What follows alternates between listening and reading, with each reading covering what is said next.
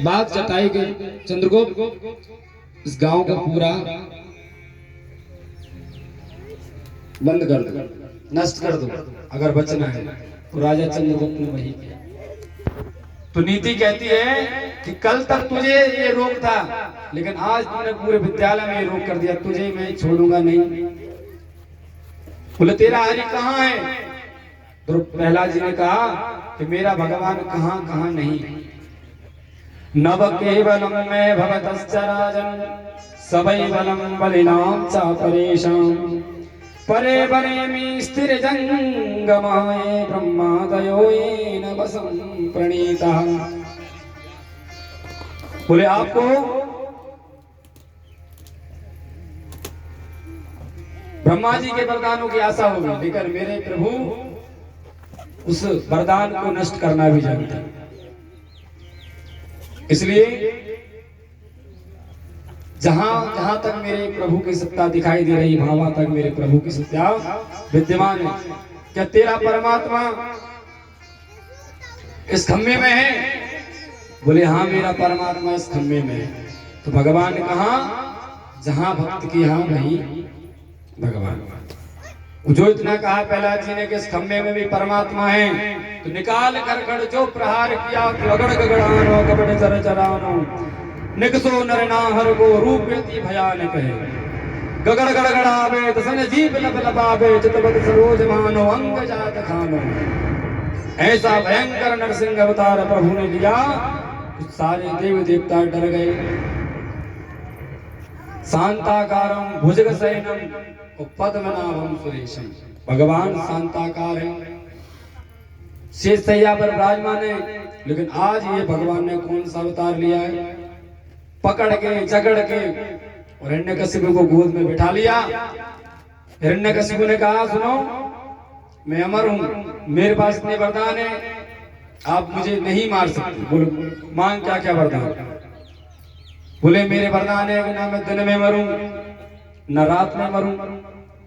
भगवान ने कहा सुन ये संध्या काल वेला है, गंभूली वेला है, न दिन है या ना रात है। हिरण्यकशिपु ने सोचा कि अब तो फंस गई। बोले ना मैं अस्त्र से मरूंगा ना शस्त्र से मरूंगा। बोले हमारे नाखून देख रहे हैं आपको, इतने इतने बड़े नाखून थे भगवान के। बोले तेरा ऑपरेशन करने के लिए पर्याप्त। बोले मैं न नर से मरूं न जानवर से मरूं। बोले ना मैं नर हूं ना पशु, मैं नर सिंह हूं। बोले अच्छा। बोले मैं ब्रह्मा की बनाई हुई सृष्टि में से किसी से ना मरूं। बोले सुन सूर्यास्तपति मत भयात बातो यमस्तपति मत भयात। चंद्रमा उगता है सूर्य उगता है तो मेरी आज्ञा आ सकता है। ब्रह्मा को मैंने बनाया है, ब्रह्मा ने मुझे नहीं बनाया। अब तो कांपने लगा। बोले तो क्या हुआ? मेरे 12 महीने में से किसी भी महीने में नहीं मरूंगा। बोले ये लौन का महीना चल रहा है, पुरुषोत्तम मास, अधिक मास उसको कहा जाता। भगवान ने हिरण्यकशिपु के लिए स्पेशल महीने का निरूपण किया, इसलिए बोले 13वां महीना तेरे लिए विशेष बनाया है। अब तो बेचारा फंस गया। भगवान ने अपने दिव्य नाखूनों से उसका ऑपरेशन कर दिया। बोले भक्तवत्सल भगवान की। सारे देवी देवता कांपने लगे। नारद जी ने कहा कि मैया हमारी इतनी औकात नहीं है, हम इतनी सामर्थ्य नहीं है परमात्मा को इस रूप में रिझाएंगे। मैया ने कहा मेरे शांताकार इस रूप में। मैया ने थाली सजाई बढ़िया, धूप दीप रखे। जो मैया ने आरती घुमाई, भगवान सिंह ने धाड़ मारी, दैया मैया कर दी थाली वहां पर डरी पड़ी। बोले ऐसे मेरे शांताकारम मैंने तो कभी नहीं देखा। हे भगवान, सारे देवी देवता ने प्रहलाद से स्तुति की। बोले प्रहलाद आपने ही बुलाया है और आपके लिए आए हैं, इसलिए आप ही इन्हें शांत करो। जो प्रहलाद ने परमात्मा चरणों में प्रणाम किया, भगवान का तुरंत गुस्सा शांत हो गया और प्रहलाद को उठाकर और गोद में बैठाकर बढ़िया लाड़ प्यार दुलार लुटाने लगे।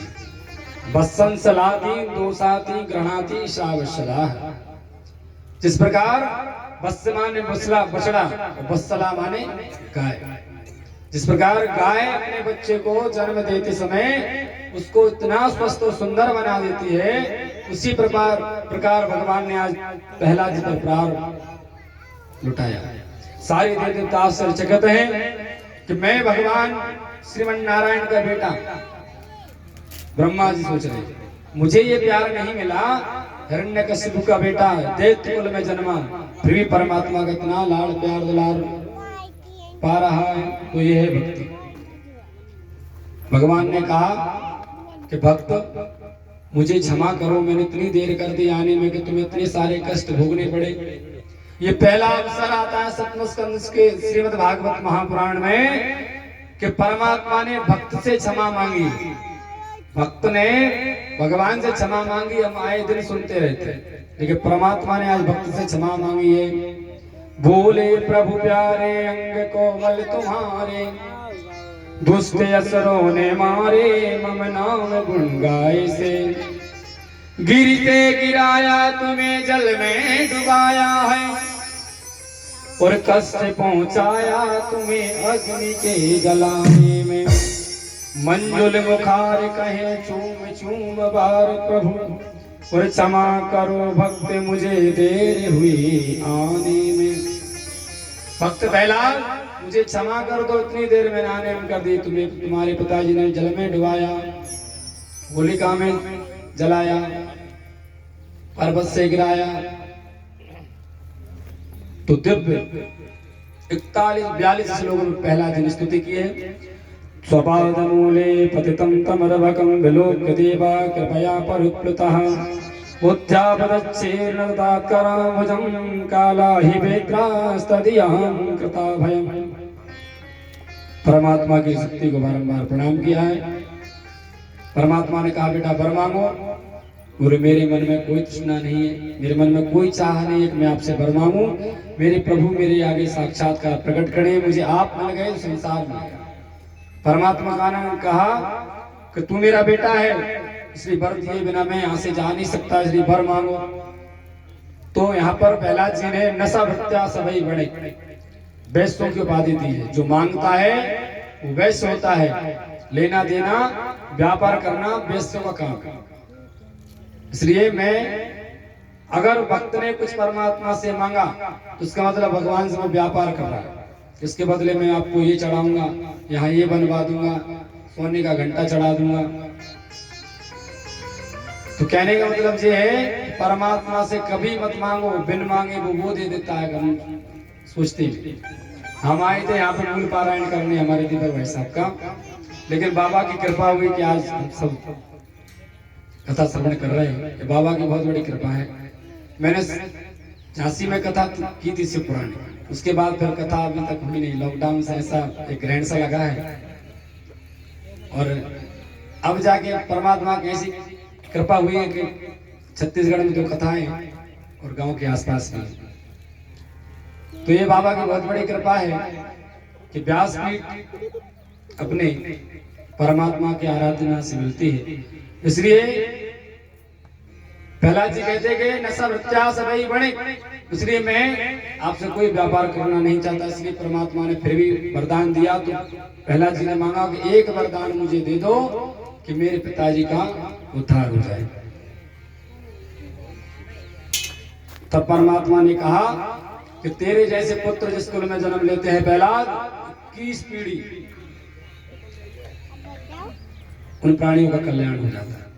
इसलिए प्रहलाद जी को ये वरदान देकर प्रभु अंतर्ध्यान हो गए। और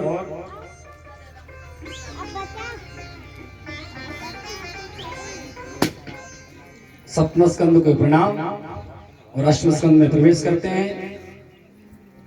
अष्टम स्कंद में मनवंतरों की कथा है। भगवान किस किस मनवंतर में आते हैं, क्या क्या लीला करते हैं। मनवंतरों का निरूपण किया। सतयुग, त्रेतायुग, द्वापर और कलयुग।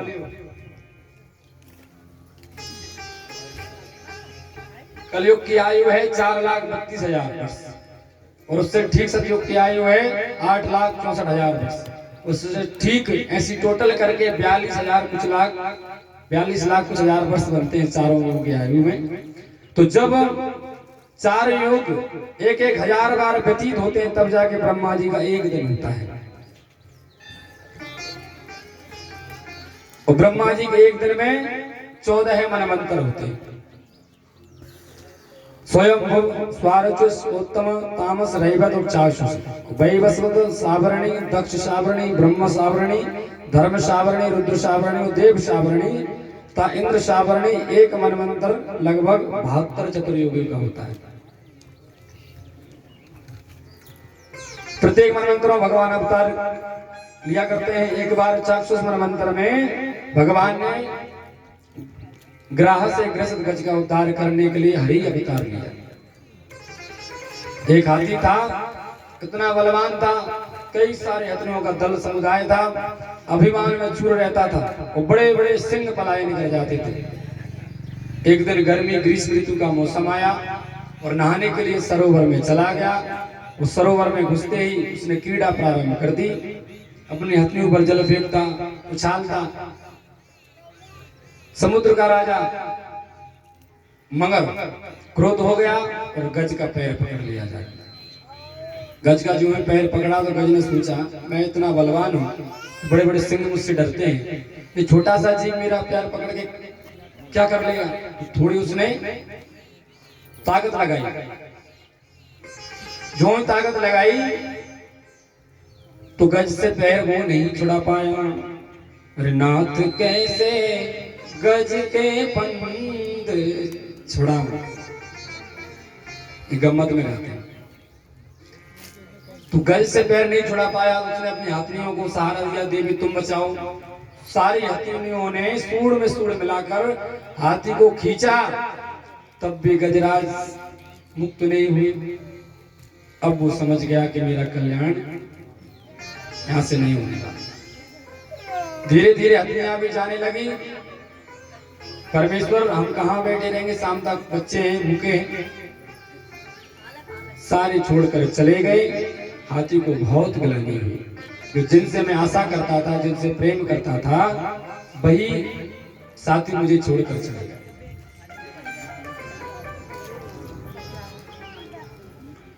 प्रीतम जान लियो मन माही और अपने ही सुख से सुख बांधो, सुको काहू को नहीं। सुख में आन सबई मिल बैठत रहत चहूद से घेरे, और विपत्ति पड़ी सब ही संग छाणत को नापत मेरे। जिनसे हमें आशा होती है कि वो बचाएगा, ये हमारा एक व्यक्ति काम चला देगा, इससे हमें ये स्वार्थ होगा, वही व्यक्ति इन मौके पर आपको धोखा देते। आज गजराज को एहसास हो गया कि मेरे जिनसे प्रेम का संबंध था, आत्मा का संबंध था, मुझे ही आज मौत के मुंह में छोड़कर सब पलायन कर गए।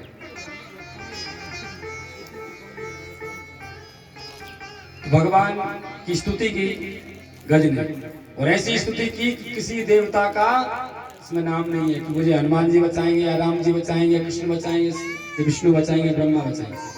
विशुद्ध स्तुति की। ओम नमो भगवते तस्मै यतयेत चिदात्मकं पुरुषायादि बीजाय परेशाय धीमहि। ऐसी निर्गुण विशुद्ध जब स्तुति की तो सारे देवता आकाश मंडल में छा गए। अब इंतजार कर रहे हैं कि हमारा नाम लेकर बोले तो हम तुरंत चल देंगे, लेकिन गज ने किसी का नाम नहीं लिया। तो भारी विष्णु ने सोचा जो किसी की स्तुति नहीं सो मेरी, वो गरुड़ आरूढ़ होकर चल दिए। आकर जो देखा कि गजराज डूबा चला जा रहा है, तो गजराज ने कमल दल उखाड़ कर परमात्मा के चरण, कमल नयन के चरणों में, कमलाकांत के चरणों में चढ़ा दिया। और आकर भगवान ने गधा का उद्धार किया, वो गज का क्षण मुक्त हो गया। बोले भक्त वत्सल भगवान की जय। तो जिनसे हम आशा करते हैं वही हमारे विपरीत चले जाते हैं। सुख के सब साथी दुख में न कोई, सुख के सब साथी दुख में न को मेरे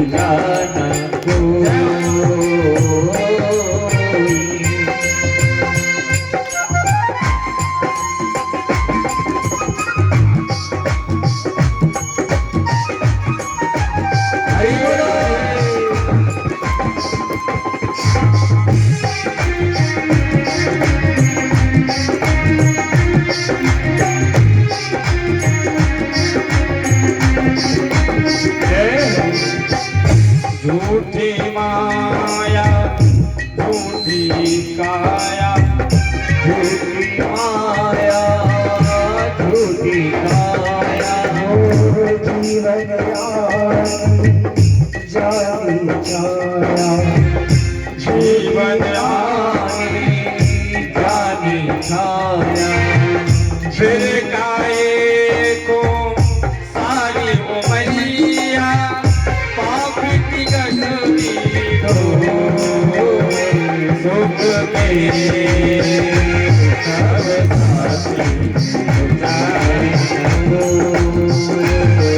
सब मेरा तेरा एक साथ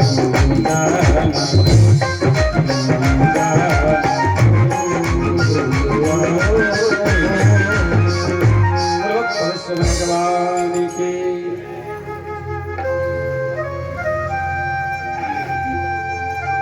परमात्मा को पुकारा तो परमात्मा ने आके तत्क्षण गज का उद्धार किया। ये जो गजराज था इंद्रद्युम्न नाम का राजा था। कश्यप ऋषि को उसने प्रणाम नहीं किया तो कश्यप ऋषि ने इनको श्राप दे दिया। स्तब्धमति सैव गजः, गजराज की तरह कड़ में बैठे हो, जाओ श्राप देता हूं गजराज ही बन जाओ। तो क्षमा याचना की और संत हैं प्रसन्न हो गए, बोले बेटा मेरा वरदान जो श्राप है वो तो वापस नहीं हो सकता, इसलिए मेरा आशीर्वाद है कि तू चरण पकड़ते रहना। एक दिन चरण पकड़ते पकड़ते तेरा परमात्मा से मिलन हो जाएगा और तेरा उद्धार हो जाएगा। इसलिए गजराज का आज उद्धार कर दिया। और जो मगर था ये हुहू नाम का गंधर्व था। देवताओं में कुछ हुहू होते हैं जो हंसने और हंसाने का काम करते हैं। तो देवल नाम के मुनि कमर तक पानी में भगवान को अर्घ प्रदान कर रहे थे। इसको हास परिहास पूछा और भगवान परमात्मा संत भगवान के चरण पकड़ लिए। वो ज्यों ही चरण पकड़े तो देवल ऋषि कांप गए। न जाने किस जीव जंतु ने जानवर ने पैर पकड़ा है। वो बाहर निकल के हंसी से मजाक करने लगा। संत मैंने आपको डरवा दिया, मैंने आपको डरा दिया, आप घबरा गए महाराज। संत के पसीने पसीने हो गए। हमने सोचा मगर ने पैर पकड़ा है। तो इसको श्राप दिया, जा मगर बनने का ज्यादा शौक है, मेरा श्राप है तू मगर बन जा। दोनों का कल्याण करके प्रभु अंतर्ध्यान हुए।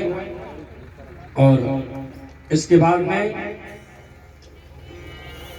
समुद्र मंथन की कथा आती है। परमा दुर्वासा ऋषि एक बार श्री वैकुंठनाथ के दर्शन करने के लिए चले गए वैकुंठपुर, और वहां से प्रभु ने अपने गले की माला दुर्वासा ऋषि को प्रदान कर दी। और दुर्वासा ऋषि नाचते झूमते हुए जा रहे थे। उधर इंद्र की सवारी निकली, तो गजराज पर बैठा इंद्र दुर्वासा ऋषि को प्रणाम नहीं किया। वो दुर्वासा ऋषि ने जो हरि विष्णु की माला दी वो प्रेम से इंद्र के गले में डाल दी, और इंद्र ने उठा के सूर पे रख दी, और हाथी ने उठा के घुमा के फेंक दिया, बहुत दूर जाके पड़ी। वही गजराज उस माला पे पैर रख के जा रहा था। दुर्वासा ऋषि ने सोचा कि इंद्र कैसा लग रहा है, कमलापति की माला है, तो देखो तो सही लौट के इंद्र कितना सुंदर लग रहा है भगवान की माला को पहनकर। और जो लौट कर देखा तो हाथी को कीड़ा करते हुए देखा, तो क्रोध में आ गए। दुर्वासा ने श्राप दे दिया कि जाओ, बहुत धनवान हो गए हो, बहुत लक्ष्मीपति हो गए हो, श्राप देता हूं कि श्रीहीन हो जाओ, लक्ष्मी से वंचित हो जाओ। तब मैया ने प्रार्थना की, और भगवान ने कहा कि पयोव्रत करो, पयोव्रत करने से उद्धार हुआ। अदिति मैया ने भगवान से प्रार्थना की कि मेरे पुत्रों का कल्याण कैसे होगा। बोले समुद्र मंथन होगा, उसमें से जो अमृत निकलेगा वो देवता लोग पिएंगे, तब जाके फिर से वो बलवान हो जाएंगे।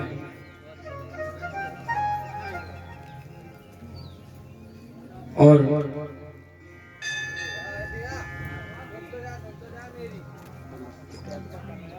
भगवान ने बताया कि फाल्गुन मास के शुक्ल पक्ष में किया जाता है 12 दिन तक का मात्र दुग्धाहार करके व्रत। जिनकी संतान न होती हो, फाल्गुन महीना में शुक्ल पक्ष से प्रारंभ कर दे 12 तक ये व्रत, सिर्फ दूध पीकर भगवान उसका मनोरथ बहुत जल्द पूर्ण करते हैं। तुम्हारा मनोरथ सिद्ध होगा।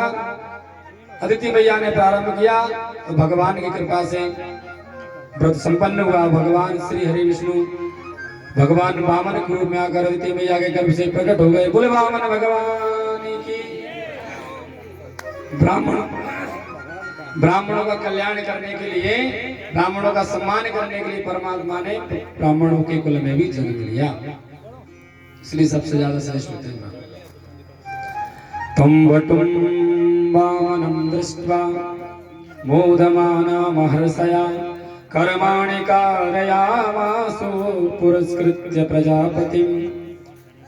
भगवान मानव मात्र वामन अंगुल के हैं, इसलिए वामन भगवान का नाम है। सभी देवताओं ने अपनी अपनी भिक्षा में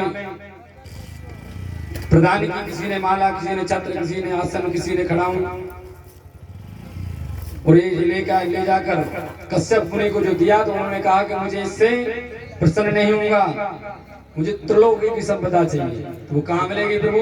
तो राजा बलि नर्मदा के तट पर जलाबुदनी में तो यज्ञ कर रहा है, जाओ उससे जाकर याचना करो। बलि के यहाँ बावन भगवान पहुंचे। बलि ने बहुत बढ़िया स्वागत किया।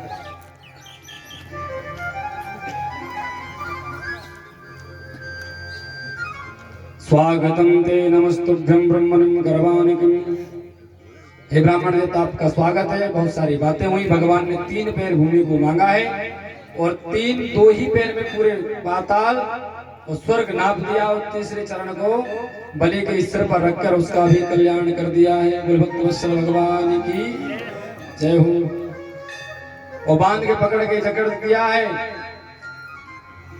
फिर बलि को वरदान दिया, और वरदान मांगने समय बलि ने कहा कि आप मेरे दरवाजे पर खड़े हो जाओ, मैं जब भी बाहर जाऊं, अंदर आऊं तो आपके दर्शन मुझे होते रहे।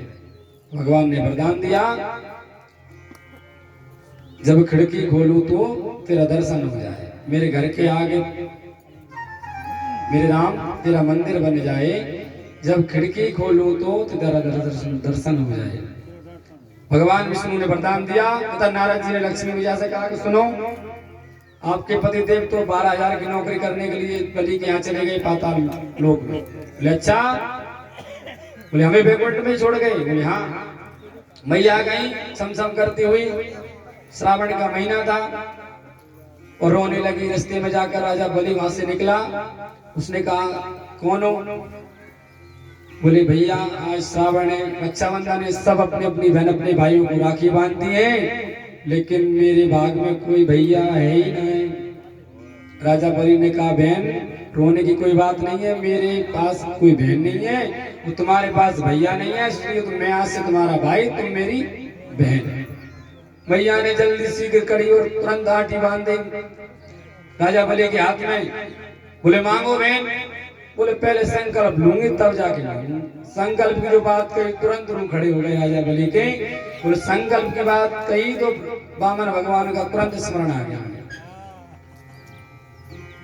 बोले ऐसे मांगू? बोले नहीं, मेरी प्रतिज्ञा है कि मैं पहली बार राखी बांधूंगी, संकल्प लूंगी तब जाके आपसे मांगूंगी। अच्छा लिया 3 बार। बोले बोलो। बोले जो मांगोगे सो देंगे। राजा बलि ने कहा ठीक है बहन, जो तू मांगेगी सो में तुम्हें देवता ही देंगे। राजा बलि से कहा कि तुम्हारा जो पहरेदार है उसको मुझे दे दो। तुरंत लक्ष्मी नारायण भगवान प्रकट हो गए। वो लक्ष्मी नारायण भगवान की जय। राजा बलि समझ गए साक्षात लक्ष्मी है। तो ऐसे राजा बलि की क्या सराहना करें कि सारी दुनिया लक्ष्मी को पाने के लिए दिन रात मेहनत करती है, नारायण को कोई नहीं पाता। लेकिन धन्य है वो बलि कि जिसके यहाँ लक्ष्मी और नारायण स्वयं दरवाजे पर खड़े। बोल भक्तवत्सल भगवान की जय हो। अष्टम स्कंद को प्रणाम। और 9वें स्कंद में 24 अध्याय हैं, जिसमें 12 अध्याय में चंद्रवंश और 12 अध्याय में सूर्यवंश की कथा है। तो सूक्ष्म रूप से सूर्यवंश की कथा श्रवण करेंगे। और कन्हैया का जन्म का समय होने जा रहा है। अपने बिल्कुल शांति से बैठ जाएं और सुखासन में बैठे। जिस आसन में हमको कथा सुननी होती है ना, उस आसन में बैठे, पाल्टी मार। इस आसन में कभी नहीं बैठना चाहिए, दरिद्रता आती है हमारे। घुटने से हाथों से बांध के मुड़ के बैठ जाओ, दरिद्रता आती है।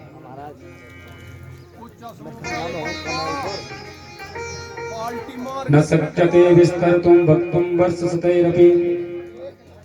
9वें स्कंद के 24 अध्याय में 12 अध्याय में सूर्यवंश वर्णन है, जिसमें आए हमारे श्री राम जी। और 12 वर्ष के बाद 12 अध्याय के बाद चंद्रवंश का वर्णन है, जिसमें आए हमारे श्याम जी। सुखदेव जी कहते हैं परीक्षित, अब तुम्हें हम सूर्यवंश का वर्णन सुनाते हैं, परंतु विस्तार से सुनना संभव नहीं है, क्योंकि विस्तार पूर्वक सूर्यवंश की चर्चा 100 वर्षों में भी पूरी नहीं होती। विस्तर तुम भक्त सतैरपि। श्री संक्षेप में श्रवण करो। भगवान श्रीमन नारायण प्रभु के दिव्य नाभि कमल से ब्रह्मा जी का जन्म हुआ। तो ब्रह्मा जी के बेटा मरीचि मुनि हुए, मरीचि के बेटा कश्यप मुनि हुए, और कश्यप जी के बेटा विश्वान सूर्य, और इन्हीं के वंश में चला सूर्यवंश। भगवान सूर्य के पुत्र हुए श्राद्ध देव मनु, जिनकी श्रद्धा नामक पत्नी से कोई संतान हुई ही नहीं। क्योंकि कोई संतान नहीं होती तो सूर्यवंश के आदि गुरु वशिष्ठ जी हैं। राजा ने उनसे प्रार्थना की, वशिष्ठ जी पुत्रेष्ट यज्ञ करो। यज्ञ प्रारंभ हुआ। अब रानी चाहती थी कि मेरे गर्भ से बेटी हो, राजा चाहते थे मेरे पत्नी की गर्भ से बेटा हो।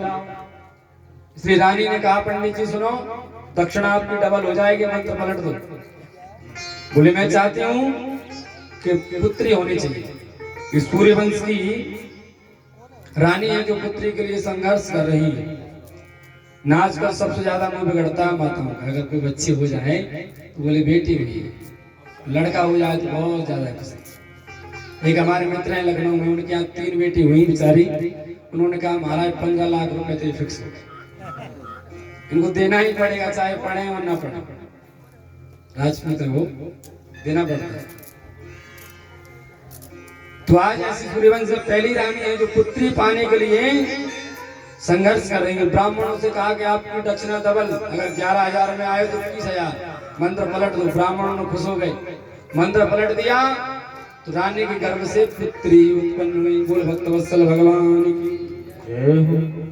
तो जो पता चला मनु श्राद्धेव मनु को पुत्री हुई है तो वशिष्ठ जी का हाथ पकड़ा, गुरुदेव सुनो सरकार विपक्ष में बैठ जाएगी।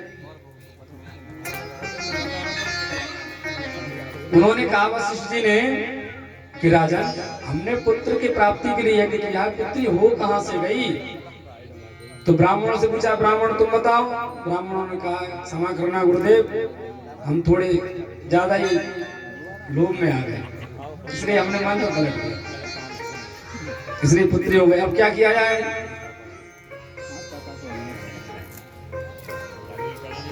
अब हम लोग क्या करें? यदि बेटा होता तो रानी उदास होती, और बेटी हुई है तो आप उदास हो गए। अब जो हो गया सो हो गया। राजा बोला नहीं, मुझे तो पुत्री चाहिए। अब तो बेटी हो गई, राजा ने कहा कुछ भी हो मुझे पुत्र की प्राप्ति होनी चाहिए तो होनी चाहिए। तो श्री गुरु भगवान ने ऐसा दोबारा से यज्ञ किया, ऐसा हवन किया, पूजा पाठ किया कि उस पुत्री को ही पुत्र बना दिया। बोल भक्तवत्सल भगवान की। जो साइंटिस्ट आज कर रहा है, भगवान की कृपा से संत परमात्मा लोग पहले ही कर चुके हैं। वैज्ञानिकों ने एक इंसान बना के तैयार कर रखा, सिर्फ उसमें जान नहीं डाल पा रहे हैं। तो जो आज वो कर रहे हैं हमारे शास्त्रों में पहले ही घट चुका है, इतिहास इसका गवाह है। इनके बाद में मनु महाराज के इक्ष्वाकु निरग सरयाति दुष्ट रेड करोस निरश्चन वृषग नभग और कवि आदि पुत्र हुए। इन 10 पुत्रों से ही सूर्यवंश का विस्तार हुआ। इनमें सरयाति नामक जो पुत्र थे उनकी एक बेटी हुई, उसका नाम था सुकन्या। सुकन्या ने धोखे से चमन मुनि की आंखों में उंगली डाल दी तो आंखें गोविंदाय नमो नमः हो गई। चमन मुनि बैठे थे समाधि करने के लिए, तो इतनी समाधि की कि शरीर के ऊपर मिट्टी चढ़ गई। इसलिए खेलने कूदने के चक्कर में उन्होंने उंगली डाल दी और चमन महाराज की दोनों आंखें गोविंदाय नमो नमः। चमन जो खून निकला तो घबराए, पता नहीं कौन है जो मिट्टी हटाई। संत महापुरुष बैठे थे, अब क्या होगा?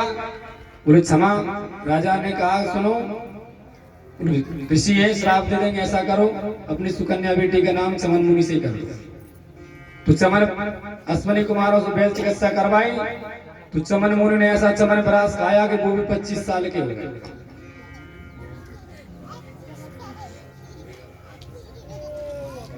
तो ऐसा चमन परास खाया कि वो भी 25 साल के हो गए। और आगे जाके इन्हीं के वंश में पृथु आज और आज के दशरथ, वो दशरथ के यहाँ पर 4 भुजाओं वाले भगवान 4 भैया उत्पन्न हो गए। वही राघवेंद्र सरकार की जय हो। भागवत में सूक्ष्म रामायण है, इसलिए पहले राघवेंद्र सरकार को प्रणाम करेंगे, इसके बाद कथा में आगे प्रवेश करेंगे। ऋषि तारामी जी की प्यारी राजधानी लागे, वो राजधानी लागे, मोहे मीठो मीठो सरयू को पानी लागे। ताराम जी की प्यारी राजधानी लागे, राजधानी लागे, मोहे मीठो मीठो सरयू को पानी लागे। सीताराम जी के प्यारे राजधानी लागे, राजधानी लागे, मोहे मीठो मीठो सरयू को पानी लागे। सीताराम जी की प्यारी राजधानी लागे, राजधानी लागे, मोहे मीठो मीठो सरयू को पानी लागे।